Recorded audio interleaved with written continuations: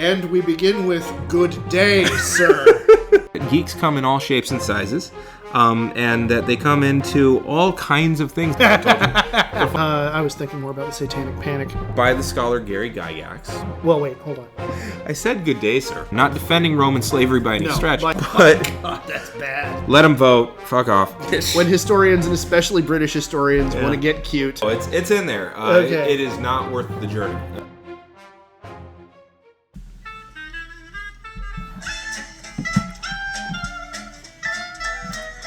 This is a Geek History in Time, where we connect nerdery to the real world. I'm Ed Blaylock. I'm 43 years old. I am the father of a 10-month-old son. I am a world history teacher at the 7th grade level here in California, and I cannot even think of an example this time to tell you how long I've been a geek, because it's just been all my life. It's like the water in which I swim. Were you really happy to have gotten to the age of 42? You know, a part of me was. Okay, that's the geek that you are. A little bit, yeah. There was a part of me that was like, I can make that pun now, but yeah, that works. Yeah. Well, I'm Damien Harmony. I am also a geek. I am darn near 41 years old. I have a 9-year-old. Well, in 3 days he will be 9. I have a 9-year-old son. Who really likes playing my phone mobile game of Marvel Contest of Champions. Nice. And he's got so much integrity that when I say, okay, you've got 6 battles because you found 6 words on a word search or something, he'll come back to me at the end of it going, well, I had my 6. Wow. Yeah, doesn't try to push it at all. Nice job. My daughter is a 6-year-old. She loves playing Dungeons & Dragons, and she embodies what it is to be an arcane trickster as a person. Okay. 100%. And right. She loves dragons. You know, actually, here's the geek that I am. I had my kids, they teleported out of a dungeon recently in our D&D game. Yeah. And it freaked her out because she wasn't in full control of what was going on. Oh. It was kind of interesting to see that play out. Yeah. And then I had them meet a golden dragon behind a waterfall. Nice. So that they've played Dungeons and Dragons. There you go. And then I plucked the NPC out of their thing, and she was legitimately sad and upset. And part of it was because she realized there was their healer.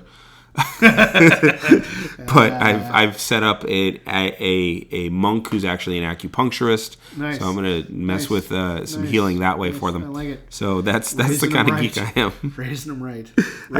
Raising them in the faith. Yeah. As it were. Yeah, well, the only one I will. Indeed. So, I'm also a Latin teacher.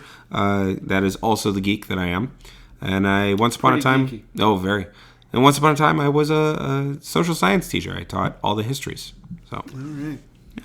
I also worked at a place that we sold reservations to virtual reality entertainment facility and adventures. And we had one game called Red Planet, where you're running around on Mars in mining tunnels. That's right. Yeah. And you're racing Hover vehicles. after hours. Yeah. And then there was a variant on that called Martian Football. Yeah. Where a little guy tries not to get smashed by the big guys. Yep.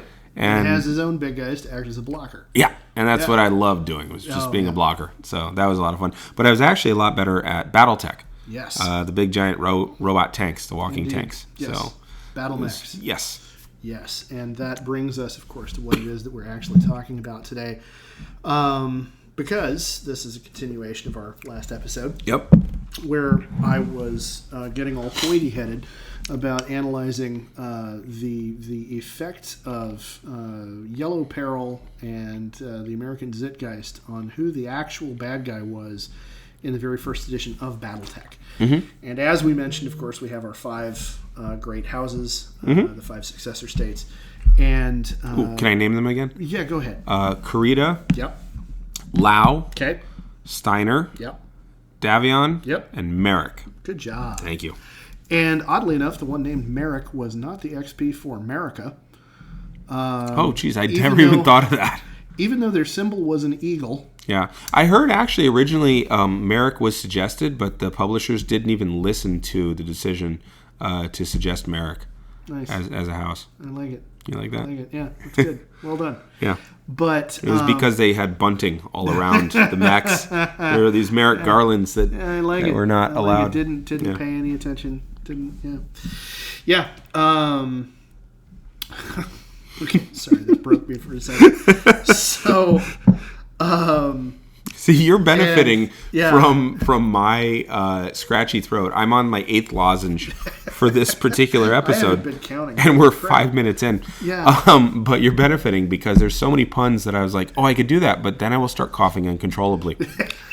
So, okay, well, I am. Yeah. Because that one managed to derail me by itself there completely. Derail gun you? Yeah. Degauss you? Yeah, degaused me completely. Speaking of Battletech. And so anyway, you would think, based on the game being published originally in 1984 and being the height of the Cold War, that the primary bad guy in the lore would be House Lao, which, as we mentioned previously, was the XB for the Sino-Soviet Union, Sino-Soviet alliance, had a Stalinist, Maoist, centralized government, had the Maskarovka secret police constantly, watching everybody. And you keep saying XB. Yeah. What is that? Oh, sorry. It's a term I'm stealing wholesale from TV tropes. And XB is somebody's character that they've created to stand in for something else. Okay. Or another way it can be used is to talk about a copy. Yeah. So Deadpool is a Deathstroke XB. No, I've never heard of this Deathstroke. Nice. Yeah, good job. Yes, and that's true. That's a case where the XB is actually more entertaining than the original. Right. But yeah, so when you like have Captain America is the XB of the Sentinel. Yes. Yeah. Yeah. Or Captain Marvel, the original Shazam, I should say. Yeah. Shazam. Billy Batson is an XB of Superman. Oh, okay, yeah, that makes sense. Same kind of thing. Yeah. And we could go on forever, sure. but that's what that term is used for.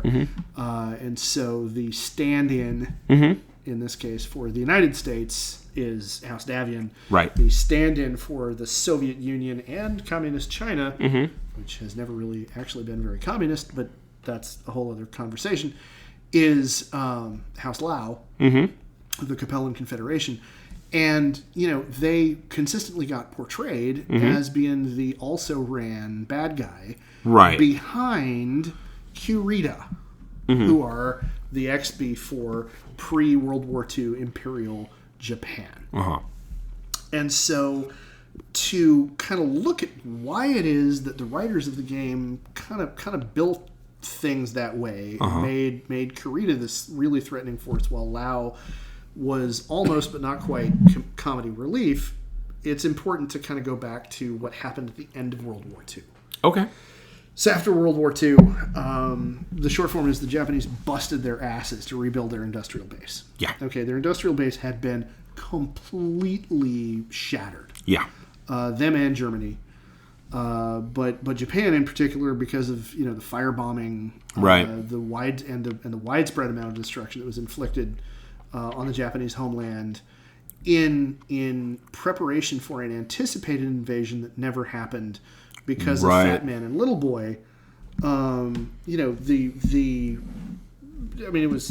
destruction was amazing, and their economy was a complete shambles. And they really raised their profile. Yeah, nice, yes. Thank you. Yes, by lowering their profile to the ground. So, and a lot of their efforts for a long time, made in Japan was a punchline. Right. When we were it was little garbage. Kids, when we were little kids, if it was made in Japan, it was cheap trash. Right. And it stayed a punchline easily up until the 1970s. One of the things that jumped out of my subconscious when I was doing my research for this, thinking about these things, was a skit on the Carol Burnett Show. Okay. That ended literally on the punchline, "Made in Japan." Okay. Being read by Tim Conway and Governor Hedley Lamar. That's Hetty. That's Hetty. I know you're talking about, yeah. But oh god, and I feel bad I can't remember his name. But the two of them doing a send up of a Japanese samurai movie. And clashing swords. Their swords break, And they both pick up the fragments of their swords and look at them. Made in Japan. Harvey Korman. Harvey Korman. There we go. Comedic genius. Mm-hmm. And, the thing is, of course, in remembering the skit, I realized that it would never get aired on TV today because racist caricatures, oh my God. Yeah, they're not good. They played... No, they're not. This was Yellowface. Yeah. Both of them with, doing the whole thing really? with buck teeth and, squinting. I mean, just like... Right. Wow. If we could find a way to go back and find that specific skit, it would really, I'm sure both of us would be like, oh my God, this was on broadcast TV. Because, we don't look at the world that way anymore. But so... we'll come back around. Well, we're working on it, apparently. Well, we're going to have our own news station. So we'll have our own entertainment station. We'll do that again, yeah. I bet you there's characters like that on the NRA TV app. I wish I could argue.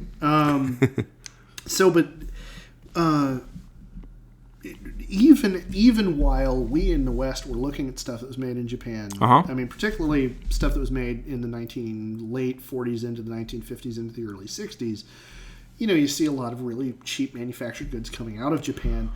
And this is because, and the reason for this is because it was part of a calculated program by the Japanese government. Oh. Now, our government had funneled all kinds of money into helping them rebuild because we were terrified that, oh my God, we lost China, we can't lose anybody else. Right. Lost. We need a bulwark. Lost, in quotes, to the communists. We need an economic bulwark against. Yeah. And so...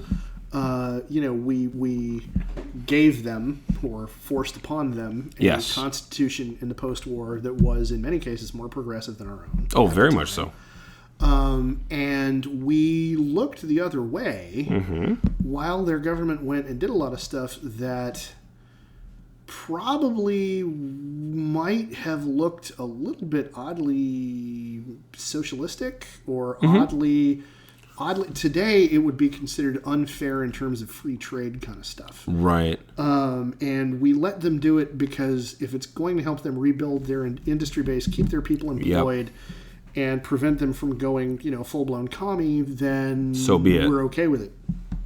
And so this became, over time, the Japanese miracle. Okay. That they went from a completely shattered industrial base to... where they got to, which we're going to talk about. Which was in short order, too. I mean, we're talking within 10 years, they're exporting stuff. Oh, yeah. Yeah. Now, a fun little thing. Yeah. A lot of the metal that they got was from GI mess kits that were litter. Yeah. That were. And, I mean, that they turned them into toys, but also that's why they had cheap items cheap because... materials. They were literally using pot metal. Yeah. Yeah. Oh, yeah. And so the Japanese government established MITI, M-I-T-I, the Ministry of International Trade and Industry. Okay. And this became the powerhouse, power behind the throne, if you want to call it. This was the industry that held all the strings for the rest of the government because they gave it all of this power because they needed to get their industrial base back. Okay. And so MITI coordinated and exerted all kinds of control over development of manufacturing and tech industries in post-war Japan. They provided government financing. They directed policy of the overall government to support research and development. They enacted protections for Japanese manufacturing. They created tariffs. They did subsidies. They all this kind of stuff. Did they model themselves after anything? Because it sounds a lot like the European coal and steel community. Yes, I'm sure. Okay. Yeah. That I'm sure that was part of what they looked at. Okay. Yeah. It's like Marshall Plan Far East. Yes. Yes, very much. By 1980, so war ends in 45. Right. 35 years later, in 1980, Japan had become the world's largest exporter of automobiles. They surpassed the Germans and then the U.S. I'm 35 years. Wow. Okay. I'm getting ahead of myself by saying that because we got more steps to talk about. But you need to understand that's where they ended up. Right. With this program. In less than 2 generations. Yeah. Well, just barely one. Right. I'm thinking 1980 is almost 19 years ago or 39 years ago from us. So we are further from 1980 than World War II was. Yes. That just blows my mind. A little bit, yeah. I read a thing about how Cleopatra is closer to the moon landing than she is to the pyramids. To the beginning of pyramids. Yeah. Or that Martin Luther King and Anne Frank were born on the same day. Or no, were born the same year. Same year. Yeah, stuff like that. Just little things. Yeah, you're just like, wait. That's a thing. Wait, or you get reminded that the little girls who were involved in the Little Rock school. I thought you were going to make a Shining reference. Yeah. No, that movie messed me up. I wouldn't do that. But the girls that were involved in opening up the schools in Little Rock. Yeah, the Little Rock Nine. Still alive. Yeah. And they're not that old. Right. Well, that one's. Look how quickly we solved racism. Yeah. I mean, really, that's the lesson there. That's applause. There you go for us. So they went from people went from having to refuse to get off a bus to forced busing. I mean, it's perfect. Problem solved. There you go. Yeah, all done. So again, the industrial base has been. I can't restate enough how badly Japan's industrial base was completely wrecked. Yeah. Because it was all geared toward the war machine, and that's one of the things that we bombed the shit out of was the war machine industry. Yeah, everything that was supporting the logistics of the Imperial Japanese Navy, the Imperial Japanese Army. If we viable targets. Yeah, it was. Yeah, and so the first thing, one of the first things they did, they recruited women to join the labor force to make up for the losses of men in the war. Makes a lot of sense. I remember that happening after the Black Plague. Yeah. Oh, well, yeah. Yeah. And Meade, again, initially the first phase, they came up with, they had a plan. And the first phase of their plan was they focused on raw materials production for the first few years in order to set the stage for further advancement. Then they worked with the Keiretsu to coordinate development across the country. Now, I can see the look on your face. You're about to ask me, Ed, what are the Keiretsu? That was another question I had, yes. Yeah, okay. What was the other one you had? So before I get into the vocabulary part. Sounds an awful lot like socialism. Very much. State-run control of the industries. Yeah. And makes perfect sense when you're trying to recover from an economic downturn. Yeah. Just going to put that out there. Seeing if anybody might be listening anywhere out in the ether. Also just wondering, did they have socialized medicine? Did they figure that out?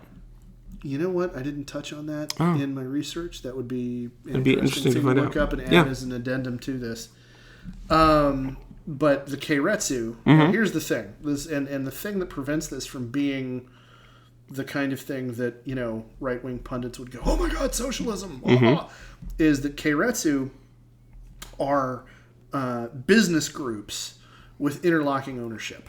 Oh, okay. So it's a trust. So this is a trust. And a Keiretsu, the Keiretsu were the evolution of the pre-war Zaibatsu. Now, a Zaibatsu, which you may have, in the course of gaming, you may have been exposed somewhere to, the corporate overlord. If you've done any kind of cyberpunk anything, you've heard of, the Japanese Zaibatsu and, the corporate overlords and all that kind of stuff. Right. Well, what a Zaibatsu was, historically, it was an actual term for anybody who's not familiar with that fact. But the Zaibatsu were vertically integrated industrial giants. Okay, they were vertically integrated groups of companies. That were controlled at the top by a single family.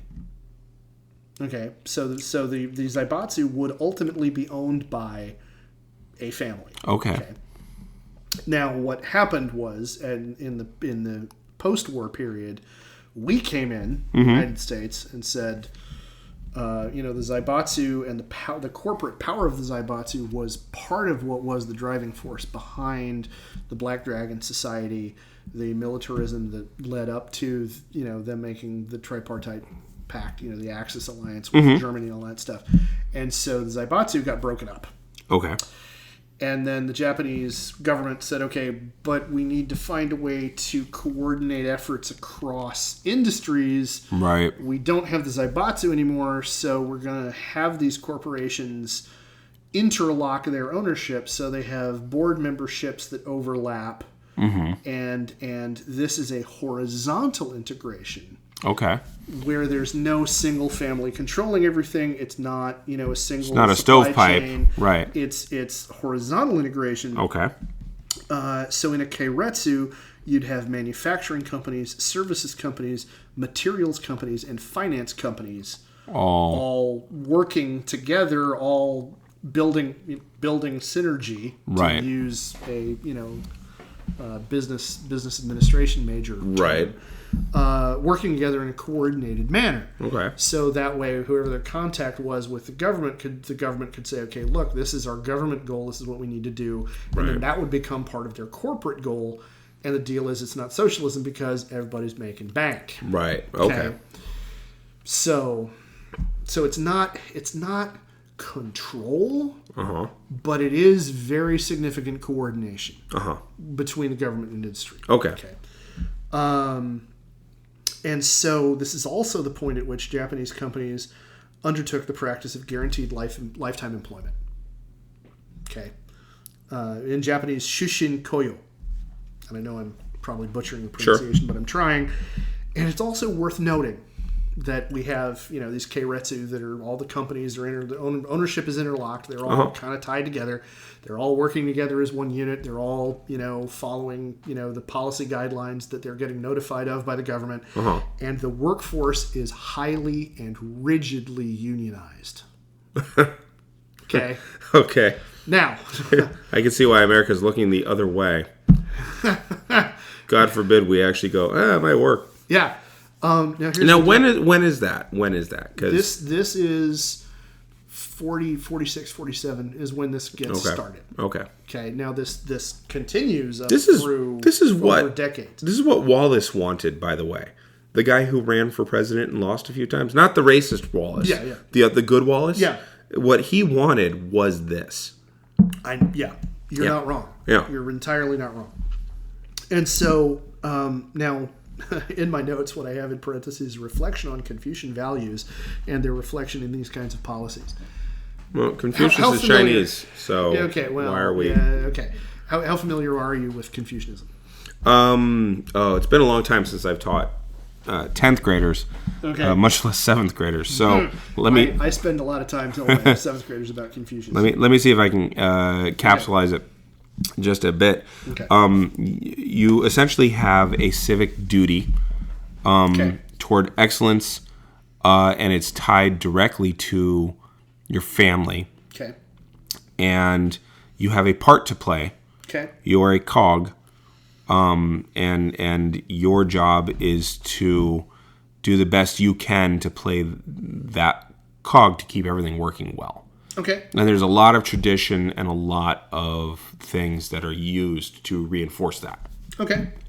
That's a really good executive summary. Mm-hmm. The only couple of things that I would add are, number one, Confucianism did, as you point out, start in China, but it wound up getting carried all over East Asia. There is not an East Asian culture today that is not, on some level, to a greater or lesser degree, influenced by Confucianism. Okay. And, you look at the stereotype we have of Asians as a model minority in our country. Sure. And I can point out to you exactly where it is that is a direct result of them coming from Confucian culture. The things about Confucianism I want to point out are you did a very good job talking about, as the person on the low end of the totem pole, what your role is. Right. Well, because I'm me. I'm the person on the low end of the totem pole. That's your take. But what's important to note is the teachings of Confucius were that there is a responsibility from below to above to show deference and respect and obedience, and there is a necessity from above to below to show paternalistic care. Noblesse oblige. Like in the West, we have noblesse oblige, but the thing is, noblesse oblige is like, you ought to treat these people well. You have a responsibility to protect these people. Right. No. Confucianism takes noblesse oblige and pumps it full of whatever the drugs are that Bane takes. Okay, it is no. you are responsible for them. These are your people. These are your people. Gotcha. And if you are the ruler, Mm-hmm. you are responsible for everybody. And your good behavior, your bad behavior, your virtue or lack thereof. Your Jin Lee. Yes, Jin and Lee. And I have a lot of fun teaching about Jin and Lee to my students, because I use the example of a friend of mine whom you haven't met, who has all the Jin in the world and no Lee. Like no Lee at all. But anyway, it's a story for another time. But your embodiment of those two virtues is what literally keeps the universe running or not. Okay. And if you screw it up, the heavens will crack open. Will punish everybody, and there'll be floods and all this and the other thing. The Yalu River will change course. Yeah, and everything will fall apart. And so this idea of lifetime employment is about as Confucian as you can get. Oh, yeah. It is, no, here's the deal. I don't think they had socialized medicine, because here's what I'm going to say. Part of the deal was, as your employer, we're going to provide you with health insurance. Because we are responsible for you. Right. You give us your loyalty and your drive and your work, and you kill yourself for the company, which would happen. Death by overwork is a peculiarly Japanese cultural thing that has a word for it that I don't have in front of me. But you give us that, and we will take care of you. So, from the time you graduate from whatever preparatory high school you went to start, working in a factory, from that day until the day you are cremated in a Buddhist funeral. Right. That was actually going to be my next question, is then where's the incentive or need for any higher education? Because I remember reading that higher education still happened, but it was a cultural norm, and after you got your degree, then you went to work in whatever the factory was that you were going to work in for the rest of your life. The Japanese, and anybody who's watched a lot of anime can tell you, kind of at a bizarre, twisted remove, because anime is itself a bizarre art form. But a bizarre art form. Yeah, one of the, I love it. Don't get me wrong, but yeah, from a Western perspective, it's fucking weird. But what you see is this view within the culture that creates these shows as anime, is this view of high school as being the pressure cooker. Here in the United States, everybody looks back on high school as like, well, when I was a kid, and it either sucked or it really didn't. It was my glory days, whatever. And then the time when you really get stressed out about finals, and you really get stressed out about everything, is when you go to college, because you're spending a lot of money to go to college. You got all this pressure on you, and if you screw it up, it's going to ruin your life. That's junior high into high school for the Japanese. Japan. Gotcha. And so higher education in that system, which again is very heavily Confucian and is very heavily regimented, and there's still to this day a lot more emphasis on rote memorization and facts, figures, and all that kind of stuff, because of those cultural norms. Right. The nail that stands out gets hammered. Gets hammered down. Yeah. And so if you're going to go on to get an advanced degree, your teachers have noticed that you have the potential to go on and get that advanced degree, and you have been pointed in the direction of taking the tests to get into the pre-college high school, and then you're going to take the tests to get into university. And so that's kind of how that works. And so if you wind up getting that kind of degree, you're going to go into that you're then going to get interviewed for and get into that kind of position within a company or doing whatever. So that's kind of how that works. And so they guarantee lifetime employment. Yeah. And the unions, we in the West, you and I specifically, as union reps at our respective sites, are used to the idea that our relationship with management is of necessity going to be confrontational.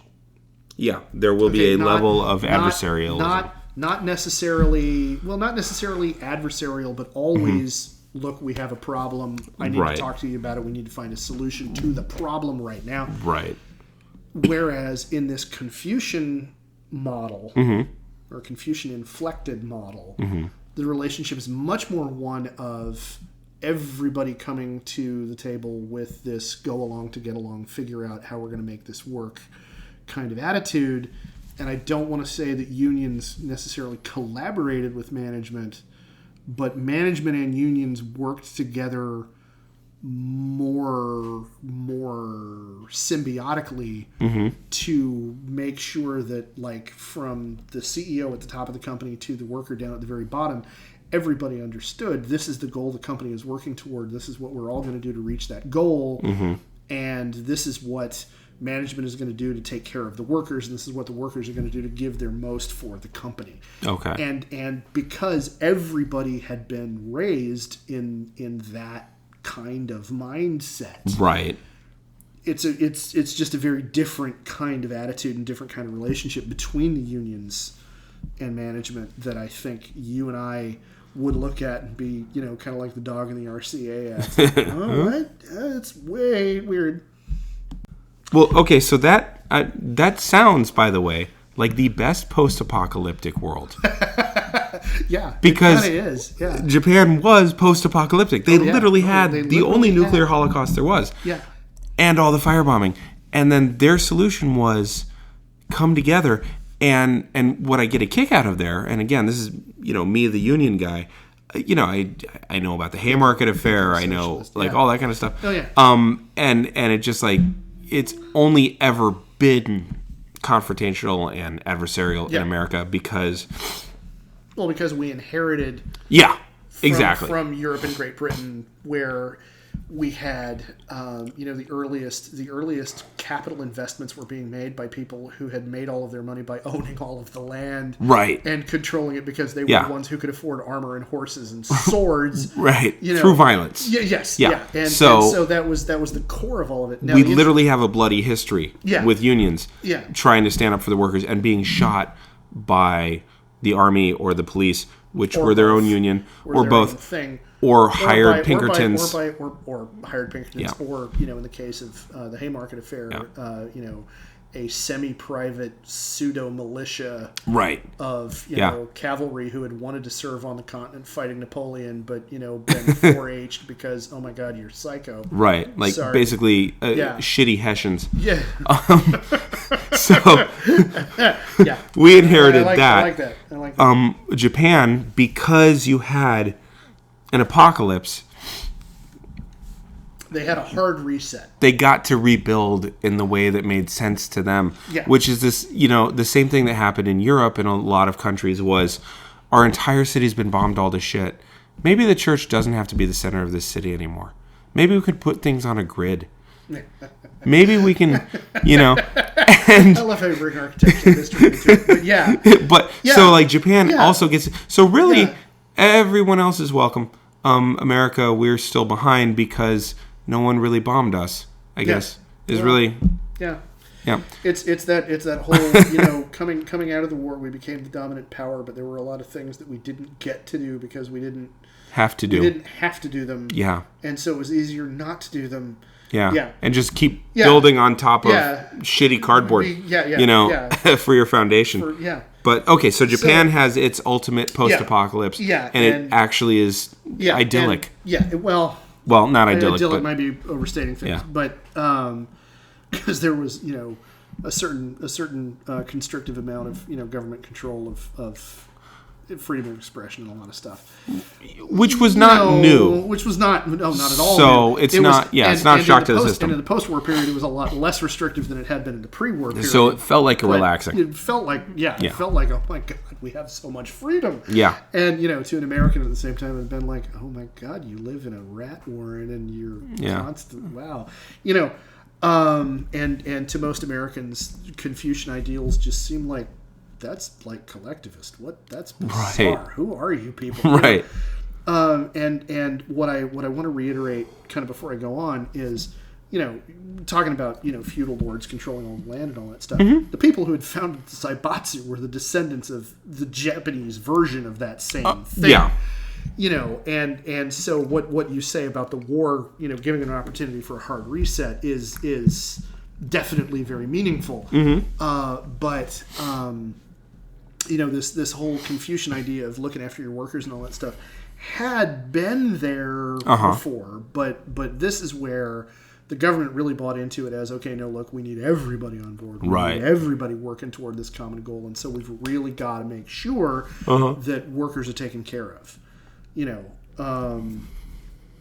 And it brings to mind, cartoons I remember seeing that were made in the 1950s and 1960s here in the United States, talking about, capitalism and the way, capitalism is this great system because labor and management recognize, they don't say need to recognize in the cartoons, they say recognize because it's propaganda, that, we make the profit, we reinvest part of the profit in building up the business. We make sure that our workers are looked after, and everybody's, and it keeps people employed, and that keeps wages going up as time we can afford to pay people more. So wages go up, and we continue making money and all this. And there was this wonderful period immediately post-war, and for 20 years or so afterward. I think up until the 80s. I'm going to say it's up until the 80s where, corporate America recognized that it needed labor to get anywhere. And it was before, stock market people focused on quarterly profits above everything else. You mentioned that, and so there was this. There was this period where what's good for Detroit is good for America, right? And for 20 years, the standard of living continued going up. Yep. Union participation was at an all-time high. All this stuff was awesome, and we were on top of the world because of it.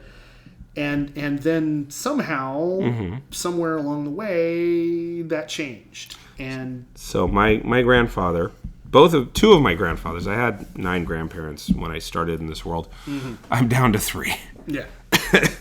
But one of my grandpas who lived in Michigan, I had 2 of them lived in Michigan. My biological grandfathers. One of them told me, he said the last good year for the American worker was 1966. Okay. I said, why is that? He said, because in 1966 was the last year that I was able to get into a country club without getting priced out.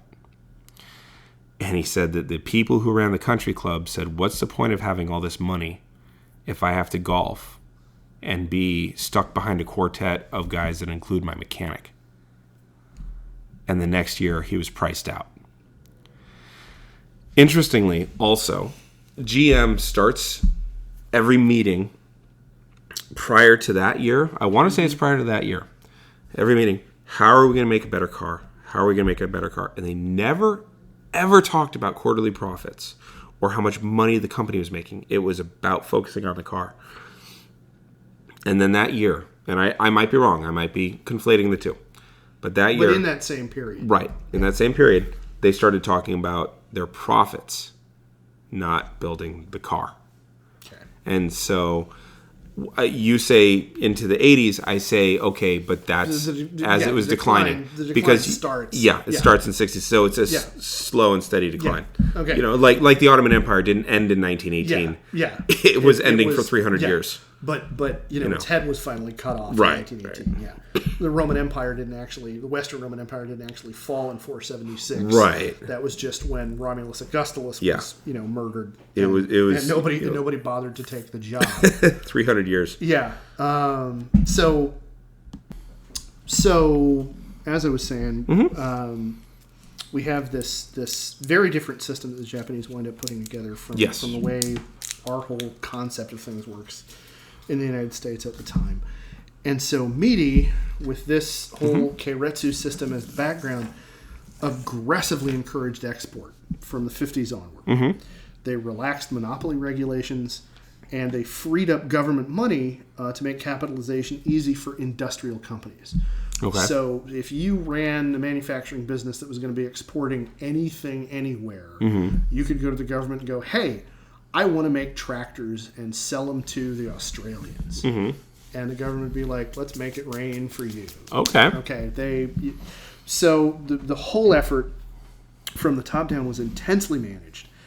And it resulted in a massive economic growth and prosperity in Japan by the late 60s. And an upward curve that carried forward through the 1970s. And now we get to talking about GM and how do we build a better car and versus all of that. Yeah, let's make profit.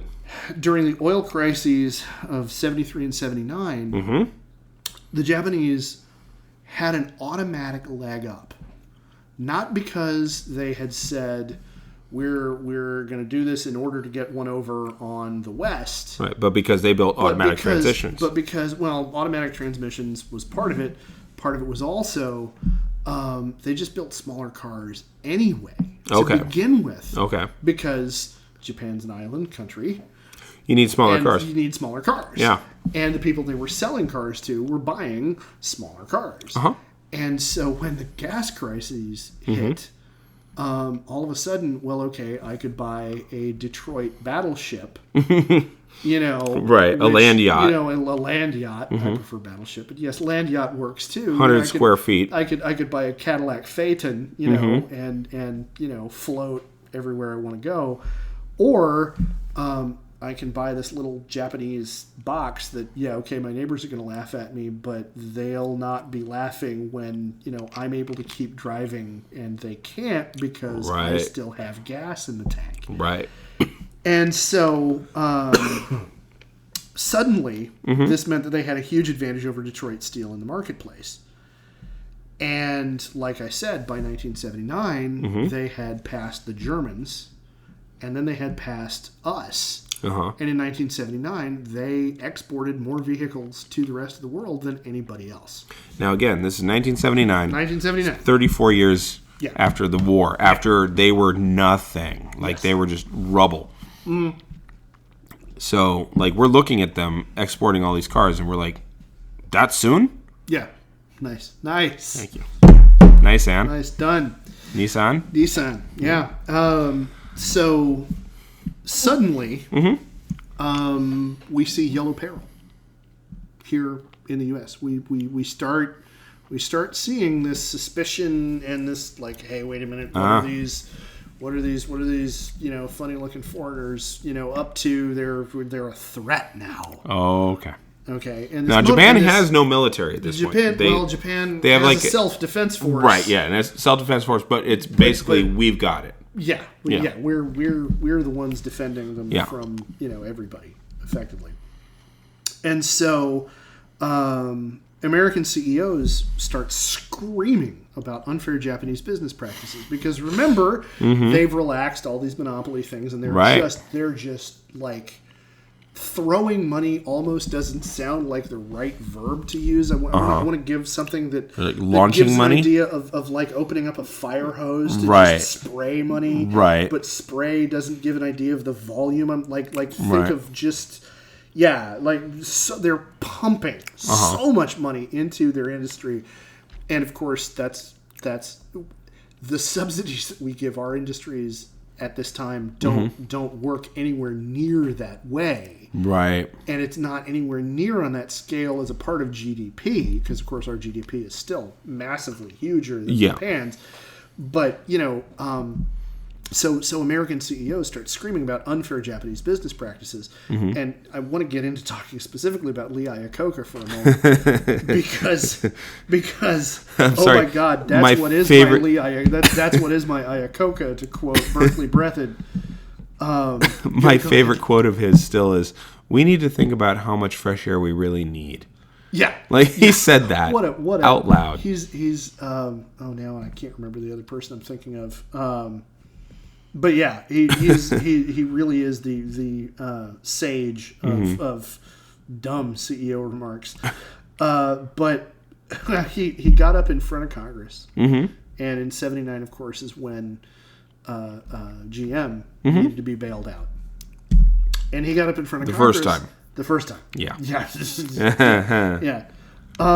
So he got up in front of Congress and he basically blamed all of GM's problems on competition from the Japanese and how the Japanese... Isn't that capitalism? Well, yes. Okay. but he, again... they're operating in this environment where their government's giving them all their cooking their books, cooking their books, doing all this stuff.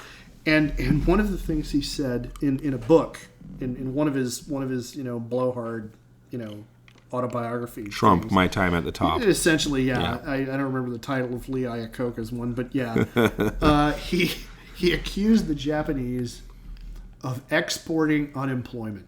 and I want everybody to think about that for a second, because I'm a fan for a long time I've been. I no longer agree with him the way I used to, but I'm a big fan of P.J. O'Rourke, a humorist and author who wrote a review of Iacocca's book, and his question was, how do they package it? Does it spoil? How exactly do you export unemployment? And P.J. O'Rourke is really good for that kind of stuff. Yeah, he really is. Wait, hold on. And so Iacocca just laid all the blame at the feet of Japan. Okay. And completely not even mentioning overexpansion, the fact that they'd stopped caring about making a good car, rising fuel costs, and the fact that the American industry had just said, no, we're Americans want to buy big cars. We're going to keep making big cars. And continuing to make gigantic Land Cruisers. Right. Not literally Land Cruisers because that's a Toyota. Right. But answering the American need for large cars. Yeah, and not looking at the fact that in the late 70s into the early 80s, everybody was buying smaller cars because people were starting to feel the pinch of higher gas prices for the first time. And so at the same time that's going on, 1979, Buck Rogers in the 25th Century aired on NBC, with the villains being the Draco Empire, a heavily Asian-themed antagonist with really strong Japanese elements in their aesthetics. Wait, was this the one that I grew up watching? Was I watching reruns? Aaron Gray and Gil Gerard. Gil Gerard, yeah. And Beady Buck. Yep. Wait, did they cancel it and then come back with it later? No, it ran for several years. And it did? And it was in syndication. Okay. Yeah, and so it was the same one we both grew up on, and was partly responsible for my own sexual awakening. Okay. Because Aaron Gray in those nylon, whatever it was, Naga the jumpsuits hide. she was wearing, God knows. On some episodes, it was definitely Naga hide, made to look like, whatever exotic animal hide it was supposed to be. And back then, the Naga ran free. Yes. They really weren't endangered. The herds of Naga they were just on the plains. They would sunburn them, so you get red Naga hide. Brilliant, yeah. The natural predator of the snipe, actually, strangely enough. Perfect.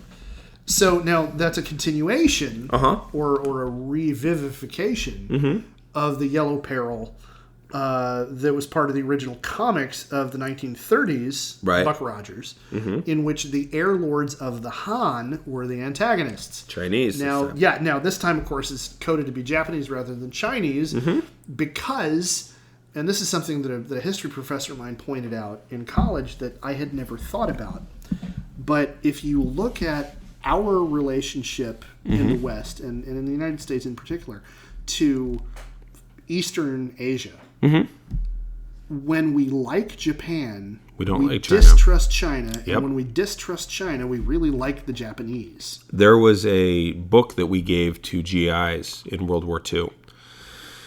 And forgive the language, it was How to Tell a Chink from a Jap. It was called that. The Department of Defense put it out. And what was interesting, because I've looked at this, I've lectured on this. Oh, wow. What was interesting to me was if you'd rewound it by about 30 years, you would have had how they thought about the Chinese instead of the Japanese. And so, yeah, it's just very easy flippy floppy. Yeah. And I'm sure somewhere there's a parallel in the same time period in wrestling. There has to be. Oh, yeah. Oh, you sure. kidding me? Yeah. It's, yeah, let me think. In the 1980s, you had Tiger Chung Lee, who was a Korean, but in wrestling, you didn't really know. Pay attention But to that. in the 70s, you did have Mr. Fuji, Mr. Saito. You had a lot of Japanese wrestlers, actually. Devious. Always very devious. Always sneaky. Yeah. Yeah. So, and the Japanese economic growth that was going on continued through the whole decade, and we had this weird obsession terror relationship, and it was they were threatening and they were scary, but they were also really cool, right? And like we didn't really know what to do about that, and so this filtered through like all of the science fiction of like the whole decade of the 1980s. Buckaroo Banzai had like a rising sun. Yes. Yeah. Buckaroo. Yeah. Like, wait, he's as white as you can get. Right. I don't remember off the top of my head. I don't remember the actor's Weller. Peter Weller. Peter Weller. Wait. No. I'm gonna laugh if that was him because Peter Weller also played RoboCop. Yeah, he did. So and off the top of my head, I think it was Peter Weller. But I mean, one of the most. Was Peter Weller. One of the most Germanic-looking white guys you can imagine with a name like Buckaroo Banzai. Like, right. And that's a great... That's one... I hadn't even thought of that. But yeah. And so we have all of these depictions of mega cities covered in Japanese script. Right. And neon signs and kanji and Blade Runner. That's actually one of the most iconic examples. Right. And then that got copy pasted into every cyberpunk anything anywhere for 20 years or more. You see Zaibatsu showing up as the bad guy. Shadowrun is like the Zaibatsu are the bad guy. Right. Like in all of the original stuff that was published. That's who the bad guys Songs. are. There's Domo Arigato, Mr. Roboto. I think I'm turning Japanese. Yeah. Well, yeah. I really think so. That has an awful lot to do more with masturbation references than anything else. But it still mentions and they use... It still makes use of... Even the song Dare to Be Stupid by Weird Al has a very Japanese-sounding beginning part. Dun, dun, dun, dun, dun, yeah. Dun, dun, dun. Yeah, that chord progression that we associate with somehow East Asian, Chinese, Japanese stuff. Yeah. And so I remember... and we had the Gong Show. Yes. You're stretching it with that one, but very much so. Yeah, and so I remember in college being handed a ripping yarn style science fiction far future, and it would involve giant robots, but it was not BattleTech related at all. But it was a future in which the Japanese Empire had been reborn through corporate power. and the Zaibatsu had eventually just morphed into, no, seriously, we have an emperor, and everything. They're the ones that run everything. Our protagonist was clearly descended from Americans, but he served a Japanese style military. With all of the officers having Japanese titles and all this stuff, and so that was the dread, and that was the vision of the future was that this wave of this other culture, they're winning. A tsunami. And they're coming like a tsunami, and we're all going to be washed under by it and, picked up and carried along.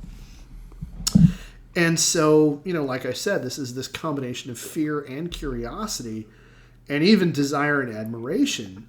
And in 1980... the Shogun miniseries. That's right. Came out on TV. James Clavell's novel, doorstopper of a novel, was shown on broadcast TV in 1980. And it was the first American-made film involving Japanese characters in which they were all played by Japanese actors. Oh, wow. Okay. Which was a huge deal. Yeah, because prior to that, if you were a Japanese actor, you were on MASH. Yeah. Playing a Korean or a Chinese officer. Yeah. And so it wasn't just, white people in yellowface. Right.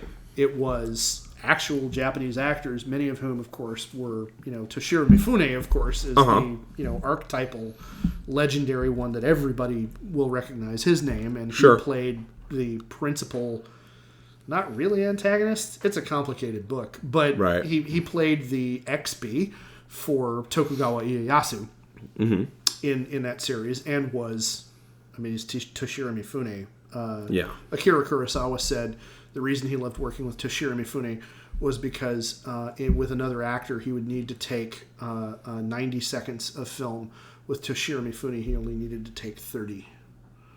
Because Toshiro Mifune was just that emotive and intense. And, so interesting. He was just able to express so much so fast. Okay, yeah. And there was a couple of years... I'm a massive Japanese film nut. And so a few years ago, in the process of trying to find a new apartment with a couple of friends, we reached a setback. We hit a setback, and I replaced my Facebook photo with a photo of Toshiro Mifune from the Seven Samurai. And I said, no, we're going to get Toshiro Mifune on this. We're going to, and I took the Chuck Norris meme about Chuck Norris once broke the world land speed record, bicycle missing its rear wheel, and I turned it into Toshiro Mifune, and I can't quote any of them, but anyway, Toshiro Mifune is a fucking legend. He's amazing. And so that for a lot of people outside of watching samurai movies, for anybody who wasn't a samurai movie nerd, that was the first time they'd seen him. And so this was a huge cinematic kind of deal. It was a miniseries, and those were really big back then. Miniseries were huge. They were big, like once Roots hit, Roots, all of them, were a big event.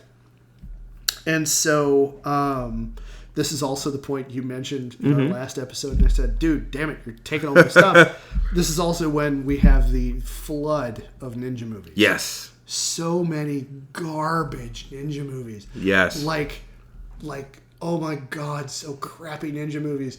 And the central conceit of so many of them was a white guy becoming a master ninja. And Michael Dudikoff is possessed. Michael Dudikoff has a possessed sword. Michael Dudikov's girlfriend. It's always Michael Dudikoff. Yeah. It's nothing against Michael Dudikoff, but could you give that to somebody who maybe followed fight choreography a little bit better? Maybe was a bit less wooden as an actor. And speaking of better actors, of course, the peak to me, the peak of ninja movie, bad American ninja, everything would have to be the TV series The Master. You remember that one? Not off top, but I bet I will. I would not be surprised either way. Okay. Lee Van Cleef played the wise old white guy who had somehow become a master ninja, and so bad on so many levels, because they had to introduce the younger character who's his sidekick, who becomes his student, and it's like every time they have the final thing they've got to do and use ninja skills to do, Lee Van Cleef is in the black pajamas, and his sidekick for some reason never is. And he's got this amulet that he's always wearing. That's the symbol of the ninja clan, and it's also got some other meaning to him. And somehow that's like visible. Oh wow! All the time. And the thing is, Lee Van Cleef is a really good actor. Right. He's now passed on, of course. But Lee Van Cleef was a really good actor. The Japanese actor that they had acting as the main villain of the whole thing, who kept showing up and was his arch rival, who had killed his wife years ago, and all of the usual kind of tropes. He was an amazing martial artist, and if you actually watch ninja movies as a genre from Japan, he's a legend in that genre, because he's just that awesome. And so they had all this stuff that could have made it really great, but then they buried it in 80s schlock, and had to have the sidekick be this comic relief kind of thing, and just like, you don't understand the genre you're trying to adapt, and you're fucking it up why are you doing this? And it's because it's ninjas. It'll make money.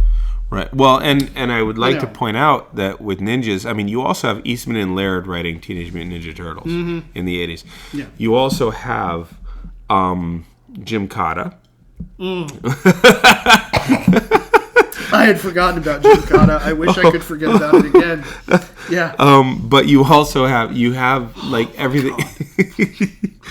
Everything's ninja-fied. Oh, Jesus Christ. I'm sorry, I'm just remembering the trailers from that fucking movie. Oh, God, yeah. Where he goes around and around on that one pole. Yeah. So bad. Yeah. So bad. Okay. Oh, my God. So what was it? It's like the lethality of ninjutsu, but like the beauty of gymnastics or something. Yeah, it was something like, it was like, such a good tagline. God. Yeah, it was awful. But, okay, so you have all of these ninja movies. All this horrible, horrible ninja crap. And the thing is that this is a lot of people's first and only exposure to Japanese culture, et cetera, et cetera. Yeah. The ninja, very specifically, is a sneaky, lethal bastard. Yes. It's not virtuous. It's not a knight. It's not a samurai. No. The way to show that the ninja is like all powerful is he'll kill the samurai in the beginning, and then like a telephone worker will be the one that brings down the ninja. But like it's just like it's Worf effect is the thing. Yeah. But which by the way is another trope from TV tropes. You know, the Worf effect. The Worf effect. Yes. Yes. Have somebody show up, kick Worf's ass. That immediately proves, oh man, we got to be afraid of this guy. Right. Yeah. Because Worf again is a black character, so beat up the kill off the black character in a horror movie. Yeah. Well, it is. It's there. Yeah. It's still. It sucks that it's there. That analysis that you made, but it's there. That's Okay. Not part of the definition of the trope. But right. It's also that's a sub. That's but also they're space Viking samurai. Yeah. So it's, yeah. But anyway, so these ninjas are. I just also want to point out here that I've used the word once, and every time it comes out of Damien's mouth, it makes me twitch. You all can't see it, but I'm the kind of pedantic nerd who needs to point out at this point that, of course, the plural of Viking. Ninja. Yes. Yeah, nice. But no, God damn it, because we've had this argument before. I just need to get it out of my system that the plural of ninja is ninja because Japanese doesn't have fucking plurals. Ninjas should not be a word, even though... Well, if it's possessive. As a descriptivist, if you use an apostrophe... The ninja's greater's numbers. Yeah, Jesus. But, I just need to point that out, and then we can move on. Okay. And I'll just have an aneurysm quietly in peace over here. So... But you were saying, yes. Sorry. All these ninja... You know what? I'm okay with that one. That one doesn't bother me. Good to know. But continue. Yeah. So just they are, the first exposure that we have essentially to or the only exposure that we have in pop culture to Japanese culture at that time. Yeah. Is sneaky. Mm-hmm. You should watch out for, and shadowy. you'll never see him coming. Yeah. Shadowy, occult. Yeah. Yeah, never see them coming. Don't play by the same rules. Right. They have a code. It's always a big deal in every ninja movie. They have a code. Yeah. But it's this blue and orange morality. Right. Different code that it's like they're utterly ruthless, but there are these weird limitations on their behavior. And thinking about it, and this is what's great about us talking about this is when I was doing these notes. What didn't occur to me is what we're talking about now about the ninja's code is in some ways the way Confucianism might look to a mainline American Christian is like, well, there are elements of this that make sense to me, but there's an awful lot of this that's like really Confucian. Again, the RCA dog, really Confucian. That it's like RCA dog. Wait, right? It's. Honor thy mother and father. I'm good. But wait. Yeah. And so at the same time, we have garbage ninja movies everywhere. Sure. We have, Shogun showing up on TV. It's interesting to note that this is also the point at which sushi started to really expand onto the American food landscape. I actually wound up getting sucked down a research rabbit hole and spent like 3 hours looking at the history of sushi in the United States. But it was originally introduced by Japanese expats. Analysis. Yeah. But it was originally introduced by Japanese expats in LA's Little Tokyo in the 1960s, and at first they were mostly serving other Japanese. And Yul Brynner and other Hollywood people found it out, and so it became kind of this little Hollywood insider kind of thing that they did. But it never really expanded very far beyond that. There was also some sushi culture going on in New York, right? But it didn't explode until the very early '80s, when the FDA, I want to say it was the FDA, gave new dietary advice that we needed to eat more fish. Oh. And here sushi is, waiting for this moment in the dietary sun. Being fish. And so all of a sudden people were like, well, how can I get more fish? Well, okay, everybody says this is supposed to be pretty cool. I mean, it's raw fish. That's kind of gross, but I'll give it a try. Sure. And a significant percentage of the population who tries sushi are like, oh, wait, this is awesome. Yeah. And then there are, certainly plenty of folks who are like, yeah, no, the texture is a thing. I can't do it, whatever. But so that all of a sudden brought sushi, which is this Japanese thing, out into the mainstream, really kind of for the first time. But it was also probably helped by this weird aspect of where our heads were as a society about Japan at the same time, because we had this schizophrenic, like, I'm obsessed with them, but I fear them, but, but I want to be them kind of thing. Did you ever see the movie Parenthood? Yes. Long time ago. Okay, so Steve Martin is in it. Martin Short, I think. Not Martin Short. The other guy. The other guy. The other guy. No, I had the same name. Martin... Anyway. Anyway, that character, the guy who played Louis Tully in Ghostbusters, Dana, it's you. Yeah. That guy. He was a father who had so fetishized raising his daughter to be the corporate killer and blah blah blah. He was teaching her karate and Japanese as a plot point in the movie. Yep. So there's ninja, corporate killer. Right. Yeah, and that was the point. Gung Ho, the movie. Right. Even though Gung Ho is a Chinese phrase. Yeah. Yeah. It was applied to You're absolutely right. American workers having to adapt to Japanese corporate culture. Is this when Elektra became a character in Daredevil? Holy shit. I don't know. I don't either. That would be worth looking into. We'll probably find out for the third episode. Yeah. Yeah, I'd be willing to bet probably. Like when he starts fighting the Hand, or when the Hand Wolverine goes to Japan, or I can tell you when Wolverine goes to this is the time period that Wolverine's connection to Kimiko and all that stuff. Okay. That yes. Oh yes. Okay.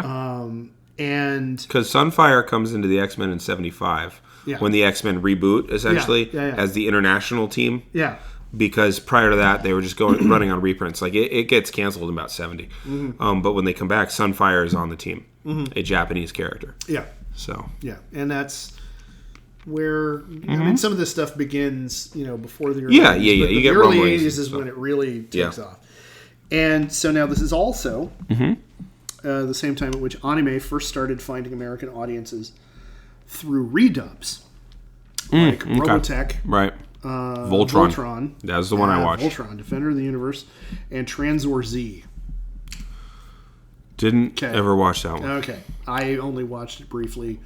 It's a Go Nagai style kind of thing, which means nothing to you, but it's a much more cartoony animation style than the others. Well, and also Brian was his name Brian Hama, the guy that wrote the G.I. Joe.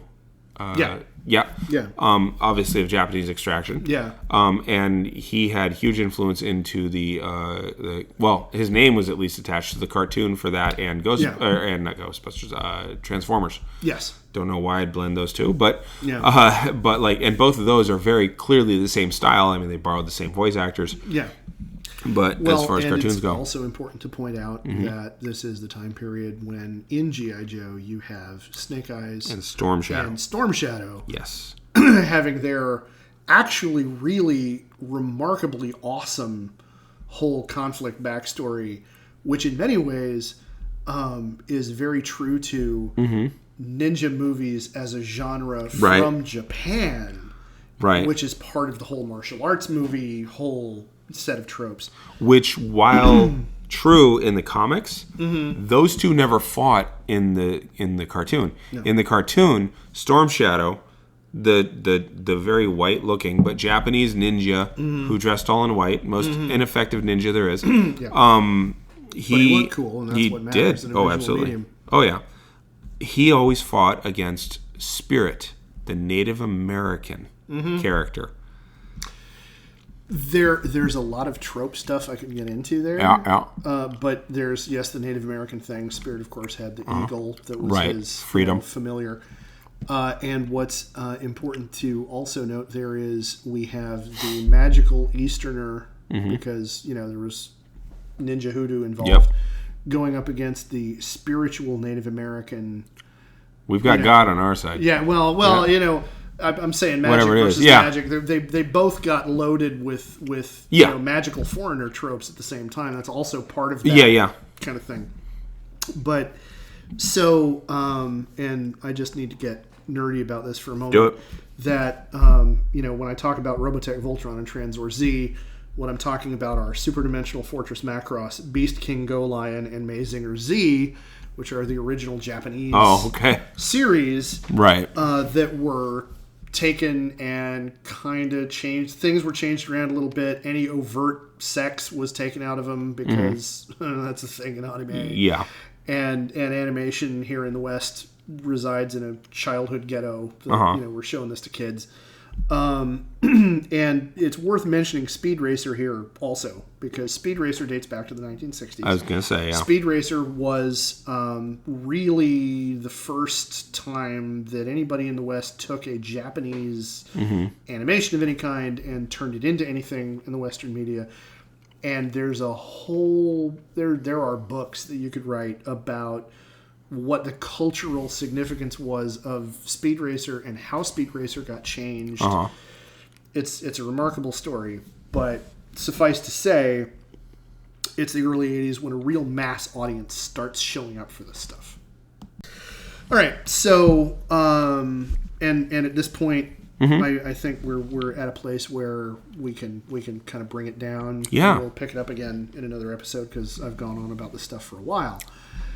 But what right now, what are you thinking? So we haven't talked about Battletech for the entirety of this episode. Episode at all? No. And that's what I this is gonna sound terrible. That's what I like about it. But it's largely because we've really laid the groundwork for the zeitgeist that will inform the thing that you were talking about. Yeah. And I think in the next episode, it'll all really tie together. Yeah. I do find it interesting that we just mentioned Voltron and Robotech. Those are the Transformers. And the Transformers. Those are all giant robots. Yes. That look vaguely humanoid. Yes. Or incredibly humanoid. Yeah. But they're all giant robot types, and so you've got that feeding into the popular culture, and a very specific style. So it'll be interesting to see, to me at least, it'll be interesting to see how that plays out as far as the depiction of the Kurita clan in general. Yeah. So, yeah. All right. Well, for Geek History of Time, I'm Damien Harmony. And I'm Ed Blaylock. And when you roll those dice, get 20s.